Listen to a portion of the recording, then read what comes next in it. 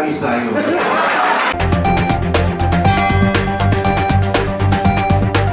टाटा महाविद्यालय सीधी में बघेली महोत्सव का किया गया भव्य आयोजन, जिसमें मुख्य अतिथि के रूप में धर्मेंद्र सिंह परिहार जनपद अध्यक्ष सीधी उपस्थित रहे, जबकि विशिष्ट अतिथियों में श्रीमती रचना राजेश सिंह, संचालिका सिद्धभूमि इंटरनेशनल स्कूल सीधी, ब्रिजेश सिंह सरल बघेली साहित्यकार शामिल रहे। कार्यक्रम में विषय विशेषज्ञों के रूप में डॉक्टर रामगरीब पांडे विकल्प, डॉक्टर शिवशंकर मिश्र सरल बघेली संस्कार, नीरज कुंदेर, रोशनी प्रसाद मिश्र और नरेंद्र बहादुर सिंह उपस्थित रहे। बघेली साहित्य और इतिहास पर विशेष चरमा महोत्सव के पहले दिन बघेली भाषा, संस्कृत और इतिहास पर केंद्रित सत्र आयोजित किए गए।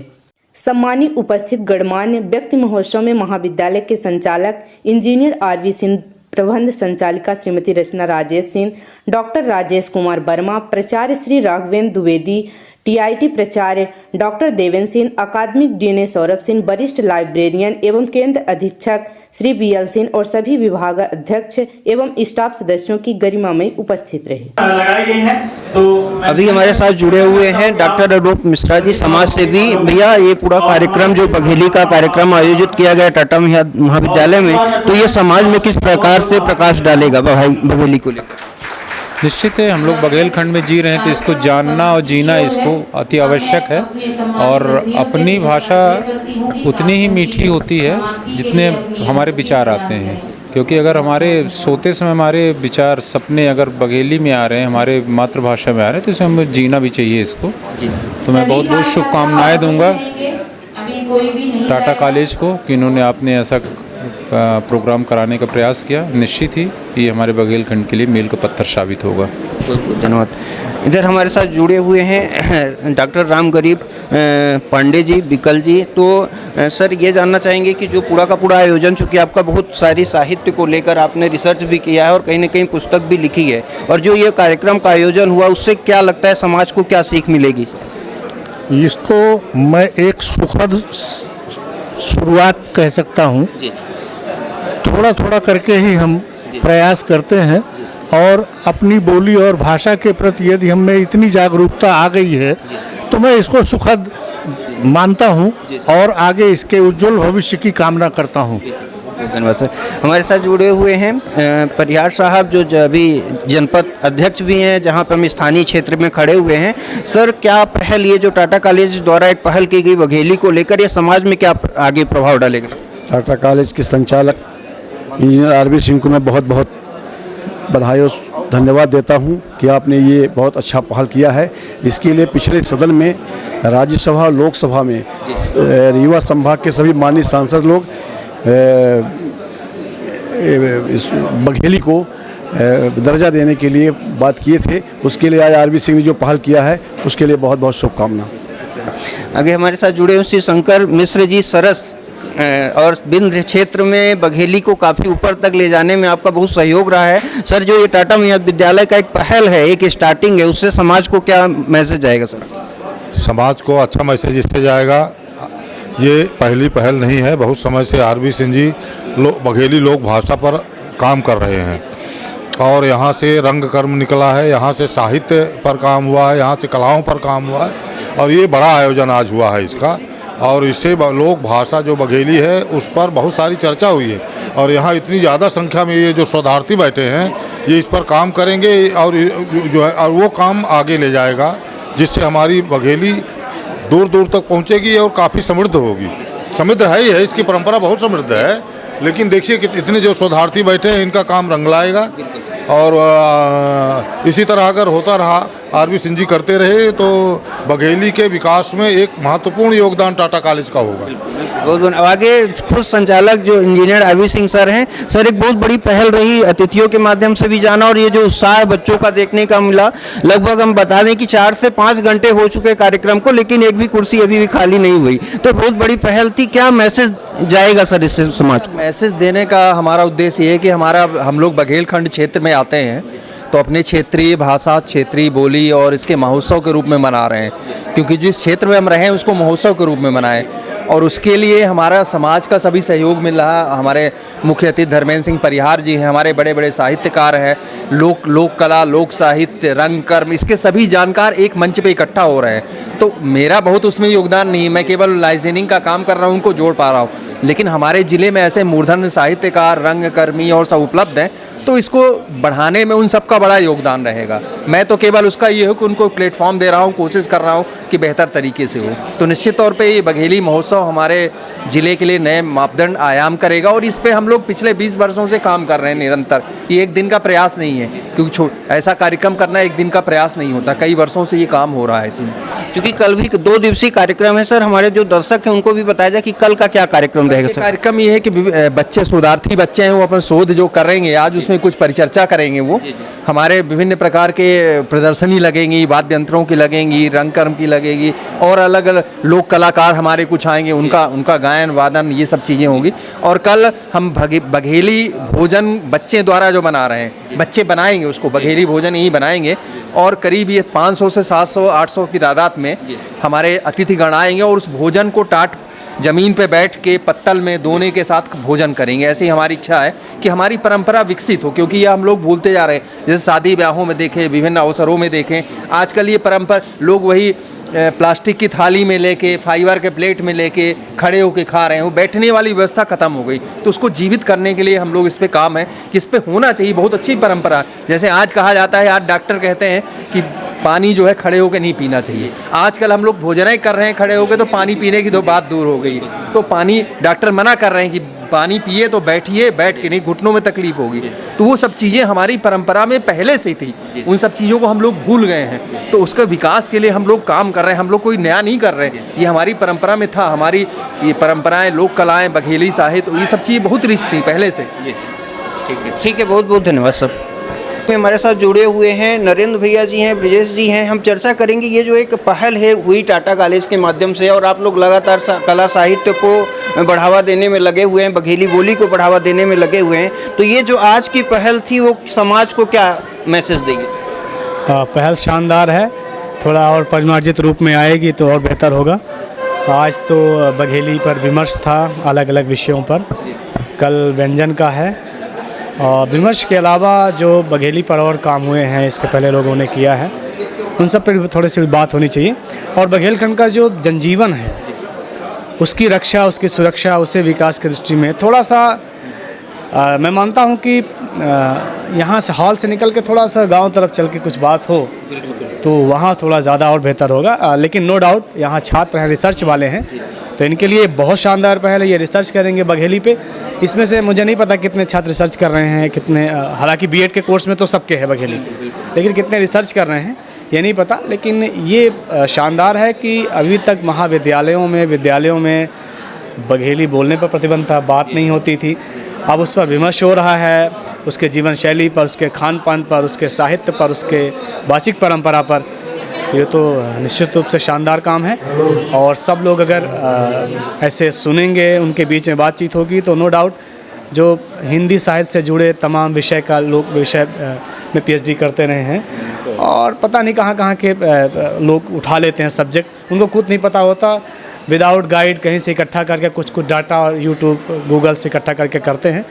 तो अगर धरातल पर इस तरह के 4-6 आयोजन हो जाएं तो यहाँ के लोग जो अलग अलग सब्जेक्ट ढूंढ रहे हैं और मारा मारी है सब्जेक्ट की, तो बघेली में ही मुझे लगता है कि हज़ारों सब्जेक्ट हैं, तो इन पे काम होगा। देखिए, कोई भी बोली, कोई भाषा जब तक उस पर समालोचनात्मक, आलोचनात्मक काम नहीं होता, चाहे लोकगीत संग्रह कर लें, सर की कविताएं हो जाएं, अब सर की कविताओं पर जो आलोचनात्मक टिप्पणी नहीं आएगी, बातचीत नहीं होगी, लोग नहीं जानेंगे, तो मंचीय पर होना ठीक है, लेकिन वो साहित्य की दृष्टि से जब तक उस पर बात नहीं होगी तो उतना वो बात निकल के नहीं आती है। तो अगर बघेली लोकगीतों पर, बघेली के लिखित साहित्य पर, अलिखित साहित्य पर, दोनों पर विमर्श हो, किताबें आएँ, समालोचना हो, लोग आलोचना करें, बुरा भला कहें, तभी बात बनेगी। और ये एक अच्छी पहल है। कहीं ना कहीं जब आलोचना होती है तो उसको एक टूल पकड़ती हैं चीज़ें और समाज में उसको एक अलग स्थान फिर मिलने लगता है। सर, ये जानना चाहेंगे, चूँकि इसमें सरकार का भी बहुत बड़ा योगदान रहता है किसी भी भाषा बोली को लेकर, क्या लगता है इस पहल का कहीं ना कहीं सरकार भी देखेगी और बघेली बोली को सरकार का भी कहीं ना कहीं कुछ सानिध्य मिलेगा? निश्चित रूप से ये मील का पत्थर साबित होगा। और हम तो ये देख रहे हैं कि अभी 2 दिन पहले हम और नरेंद्र सिंह रीवा में बघेली महोत्सव में थे, और आज 2 दिन बाद ही सीधी में हो रहा बघेली महोत्सव, एक आशा जगाता है ना। और अगर आप अन्यथा ना लें तो मैं एक छोटी सी बात भी कहूँगा कि हम लोग कहीं बाहर जाते थे तो हमारे जैसे साथ में एक हमारे मामा का लड़का रहता था, तो जब हम बघेली बोले लागी तो वो कहे हमारे ऊपर थोड़ा टेढ़ नहीं आ रहे कि हमारे प्रिंग साथ चलते ही है बघेली। अब कुछ दिन बाद जब समय बीत गया, हम बघेली बोलत रह गए, बघेली सुनावत रह गए,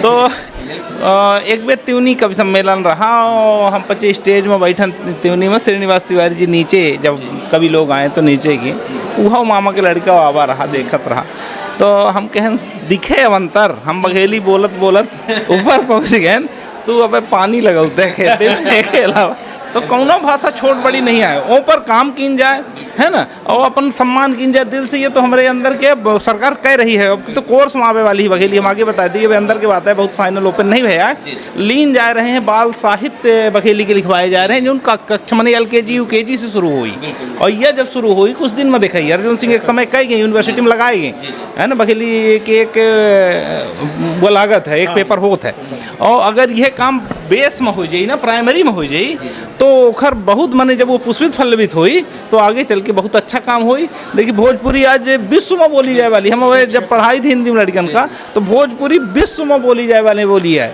ये पूरे भारत में नहीं बल्कि पूरे विश्व में सबसे अधिक कोनो अगर बोलिन में बोली जाती जो उन्हें आज भाषा का दर्जा नहीं प्राप्त है, मगर पूरे विश्व में है। ऐसे हमारे प्रचंड के बघेली जे जहाँ रही, अगर थोड़ा सरकारों सपोर्ट करी, थोड़ा अपना पचे है में मीडियम ले आनी है में जो उनमें RB सिंह कह रहे हैं करें, बहुत अच्छा रही। धन्यवाद भैया। जो इतना बड़ा कार्यक्रम का आयोजन टाटा महाविद्यालय द्वारा बघेली महोत्सव के रूप में किया गया, तो समाज में आगे बघेली को लेकर इस पहल के बाद क्या असर देखने को मिलेगा भैया आपके हिसाब से? ये प्रयास है, प्रयास तो निरंतर करते रहना चाहिए, और कोशिश ये है कि किसी एक भी बच्चे के अंदर वो बीज रोपित हो जाए, तो निश्चित तौर पर वो भी ऐसे 100 लोगों पर प्रयास करेगा। ये निश्चित तौर पे ऐसा कभी भी नहीं होता है कि अगर 100 लोग सुन रहे हैं तो 100 प्रभावित होंगे, प्रभावित होते हैं क्षणिक रूप से, लेकिन लगातार इस तरह से अगर आयोजन होता रहेगा तो निश्चित तौर पे हमारी जो बघेली संस्कृति है वो कहीं ना कहीं लोगों के दिलो दिमाग में बैठेगी, और जो बच्चा नहीं इस परंपरा में शामिल होगा आगे चलेगा, लेकिन वो समझेगा। और अगर कोई भी व्यक्ति कला संस्कृति का काम करता है, उस फील्ड में जाता है, तो उसका सम्मान करेगा। जो आजकल सम्मान नहीं मिल रहा है, हम खुद ही नहीं सम्मान कर रहे हैं। दूसरी एक बड़ी बात अभी बात करते टाइम आई थी कि जिस प्रकार से जो भोजपुरी है वो इंटरनेशनल पहुंच गई है, आप लगातार प्रयास कर रहे हैं, क्या लगता है अपना ये जो बघेली क्षेत्र है वो कब उस स्तर पर पहुंचने वाला है? देखिए, इंटरनेशनल पहुंचने के बहुत सारे कारण होते हैं। एक तो भोजपुरी का क्षेत्र बहुत बड़ा है, पहली बात। दूसरा, भोजपुरी शब्द बहुत ही व्यापक और बहुत सुंदर गीत हैं, उसमें संस्कार हैं उसमें, लेकिन वो पॉपुलर किसी और वजह से हुई, मतलब उसके अश्लीलता की वजह से हुई। फिर उसके बाद जो यहाँ के कल्चर के लोग थे वो विदेशों में जाकर वहाँ बसे, और फिर उन्होंने कहा कि हमको अपनी कल्चर को हम विदेश में भी हम इसको स्थापित करेंगे, तो उन्होंने वहाँ पर लगातार उनको बुलाया, शोज़ कराए। अगर हमारे बघेली संस्कृति का कार्यक्रम सीधी के अलावा, रीवा के अलावा दिल्ली बम्बई में होने लगे, जो विदेशों में हमारे यहाँ के लोग रहते हैं, अगर वो आयोजन करें, बुलाएं, तब तो ये विस्तार होगा। एक दिन में नहीं होगा, इसके लिए लगातार लगे रहना पड़ेगा और अपडेट होना पड़ेगा। अपडेट होने का मतलब कि सिर्फ मंच में गाने से नहीं होगा, डिजिटल जो मीडिया है उसकी वजह से ये और ज़्यादा पॉपुलर हो सकता है, नहीं तो ये 100 लोग ही सुन पाएंगे। डिजिटल मीडिया ऐसा है कि लाखों करोड़ों अरबों लोग सुन सकते हैं। बस कुछ चले जाओ ऊपर। नमस्कार, मैं अनुराग एक बार फिर से WPD न्यूज़ 24 के साथ। बघेली महोत्सव टाटा कॉलेज में जो 2 दिवसीय कार्यक्रम शुरू हुआ है, आज उसके पहले दिन हम मौजूद हैं यहाँ टाटा कॉलेज के परिसर में। आइए टाटा कॉलेज के छात्रों से डायरेक्ट बात करें और उनसे जानने का प्रयास करते हैं आखिर क्या है ये बघेली महोत्सव। तो भैया, क्या नाम है आपका और इस बघेली महोत्सव के बारे में कैसा लगा आपको आज पहले दिन यहाँ? मेरा नाम है रामनारायण सिंह। जो बघेली महोत्सव था वो सबसे अच्छा था।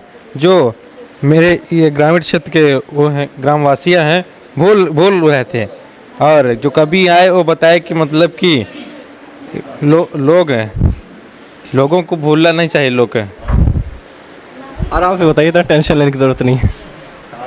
तो आज के महोत्सव में आपको सबसे अच्छी चीज़ क्या लगी पूरे महोत्सव के बारे में? आज जो पहला दिन था उसमें सबसे अच्छी चीज़ आपको क्या लगी?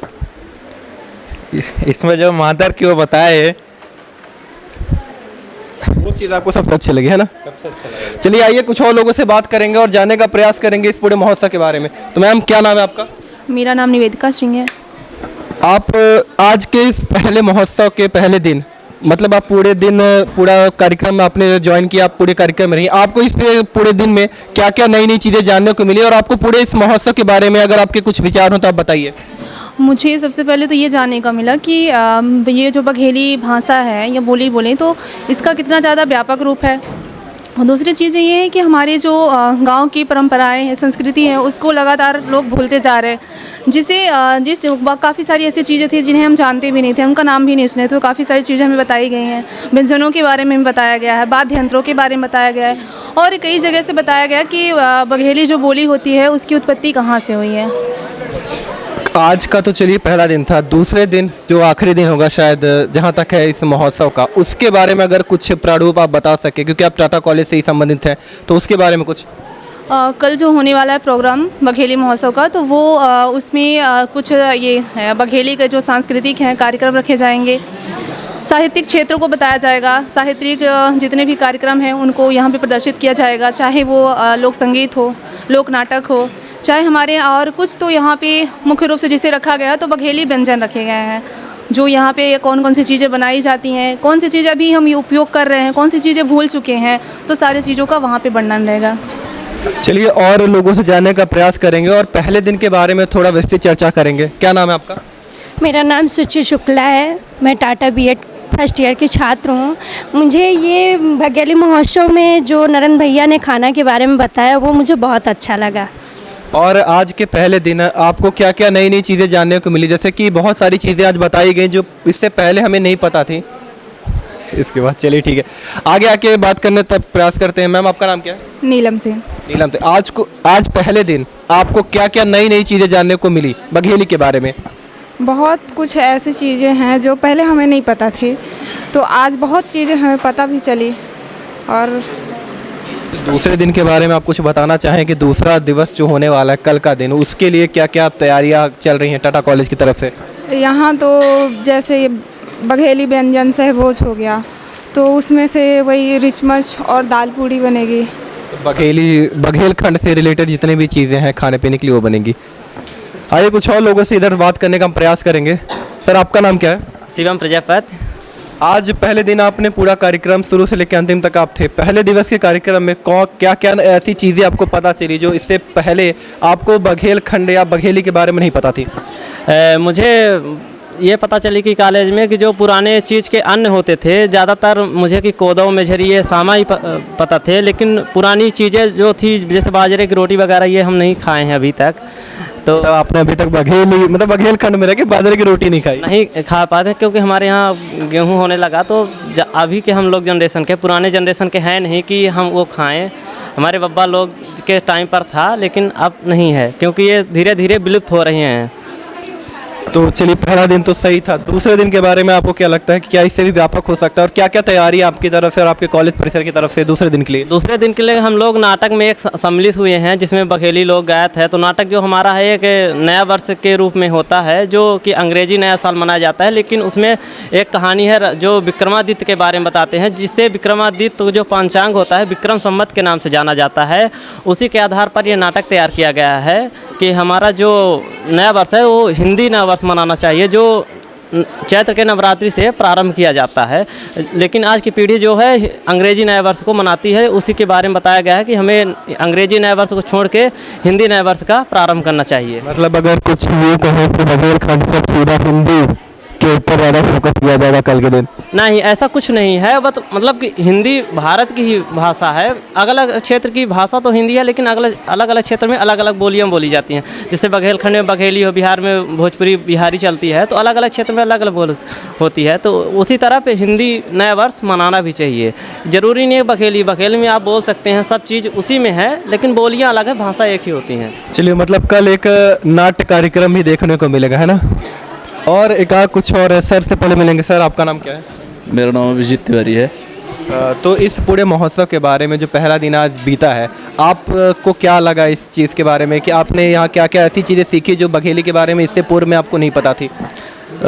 हमने अभी बहुत सारे क्षेत्रों के बारे में जाना, जैसे बघेलखंड में कहाँ तक विस्तार है बघेलखंड का, और कहाँ से शुरुआत हुई है, और कैसे बघेलखंड का इतिहास की स्टार्टिंग हुई, कैसे दो लोग आए हैं। तो पहले एक गोंड राजा थे, तो उनके यहाँ पहले नौकरी किए हैं 9-10 दिनों तक, फिर उसके बाद उन्होंने उसकी ही हत्या करके फिर वहाँ शासन करना शुरू किया है फिर, और उन लोगों को जंगलों में खदेड़ दिया है। तो इस तरीके से ये चीज़ जानने को मिली। और जैसे भाषा गोंडी और अवधी से मिलके बनी हुई है अपनी भाषा, जो अवध से लोग आए हैं तो उनकी भाषा अवधी थी और गोंड लोगों की गोंडी थी, तो इन दोनों भाषाओं का कंबाइंड रूप है। तो अवधी ज़्यादा यूज हुई है हमारे बघेली में। यही चीज़ें जानने को मिली, और क्या क्या वाद्य यंत्र हमारे यहाँ बनते हैं, और कहाँ तक मतलब रहा है विस्तार बघेली का। लेकिन धीरे धीरे टाइम के साथ साथ क्या है कि हम उसका उपयोग जो है यूटिलाइजेशन कम कर दिए हैं, ज़्यादातर खड़ी हिंदी बोलने लगे हैं या तो अंग्रेजी के शब्द उपयोग में लाने लगे हैं। तो ये था आज का पहला दिन। तो दूसरे दिन के बारे में आप अगर हमारे दर्शकों को कुछ बता सके कि दूसरे दिन क्या क्या नई नई चीज़ें होने वाली हैं? दूसरे दिन लोक कला लोक संस्कृत के बारे में हम थोड़ा बघेलखंड के जानेंगे, और क्या है अलग अलग व्यंजन जो उपयोग में लाए जाते थे। तो अभी तो हम जो जैसे बहुत तरह के नरेंद्र सिंह बघेल जी जो बताए, तो मतलब अलग अलग तरह की रोटियां, इतनी सारी रोटियां तो बच्चों को भी नहीं आती होंगी। मतलब अलग अलग टाइप के जो भोज्य पदार्थ यूज हो रहे हैं, अलग अलग तरह के अनाज यूज हो रहे हैं, तो उतना उसके बारे में जब रिसर्च करेंगे और ज़्यादा पढ़ेंगे तो और ज़्यादा बेहतर तरीके से समझ पाएंगे उस चीज़ को। मतलब कल के दिन कुछ अलग अलग चीज़ें और भी जानने को मिलेंगे बघेली व्यंजन्स के बारे में जानने को मिलेगा, और क्या क्या कंस्टिट्यूएंट यूज हो रहे हैं उसमें, उसके बारे में जानने को मिलेगा। Thank you. इसी तरह मैं एक और सर से मिलने का प्रयास करेंगे। सर क्या नाम है आपका? इंद्रसेन शर्मा नाम है मेरा जी। तो आज आप पहले दिन बघेली महोत्सव के इस पहले 2 दिवसीय कार्यक्रम के पहले दिन में मौजूद थे। आपको आज के दिन में क्या क्या एक नई नई चीज़ें जानने को मिली बघेलखंड के बारे में या बघेली भाषा के बारे में, जो इससे पहले आपको नहीं पता थी? जी, आज मुझे बघेलखंड के बारे में इससे बघेलखंड का इतिहास जानने को मिला कि आखिर बघेलखंड का इतिहास मतलब आखिर इसकी शुरुआत कैसे है, कहाँ से है ना, और किसने शुरुआत की, और बघेलखंड का क्षेत्र जानने के लिए मिला कि आखिरकार सही मायने में हमारा बघेलखंड का क्षेत्र है क्या। वैसे तो हम सीधी सतना रीवा यही बोल देते हैं, लेकिन आज मतलब पता चला कि और भी क्षेत्र इसमें जुड़े हुए हैं, और ये बघेली व्यंजन के बारे में पता चला। बहुत सी चीज़ें क्या है हम लोगों को नहीं पता, हालांकि हम लोग बघेलखंड क्षेत्र से आते ज़रूर हैं, लेकिन बहुत सी चीज़ें हम लोगों को मालूम नहीं है ना। जैसे अभी बघेलखंड में सर ने बताया कि रिकमच यहाँ का बेस्ट व्यंजन है। रिकमच के बारे में तो यहाँ के सभी लोगों को पता होगा अच्छे से कि रिकमच होती क्या है, पर मैं क्या है, मैं बघेलखंड क्षेत्र से आता ज़रूर हूँ, लेकिन मुझे रिकमच के बारे में सच में नहीं पता था। रिकमच और दाल पूड़ी, फिर नई बात आपने बताई, रिकमच के बारे में बघेलखंड में रह के नहीं पता। हाँ, मुझे नहीं पता, सच में नहीं पता था। हैं तो यही सारी चीज़ें हैं। बाकी बघेलखंड में जो भी वाद्य यंत्र हैं उनके बारे में आज पता चला।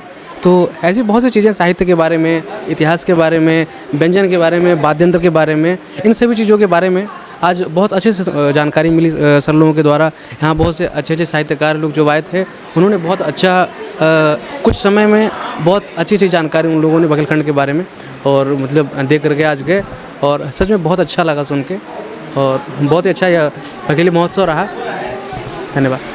तो इसी तरह आज पहले दिन बघेली महोत्सव के हम मौजूद थे टाटा कॉलेज में। हमने छात्रों से बातें की और छात्रों के बारे में जानने का प्रयास किया कि इस पूरे बघेली महोत्सव से उनको क्या क्या सीखने को मिला। इसी प्रकार दूसरे दिन भी हम जुड़े रहेंगे बघेली महोत्सव से इसी टाटा कॉलेज के कैंपस में। तब तक के लिए धन्यवाद।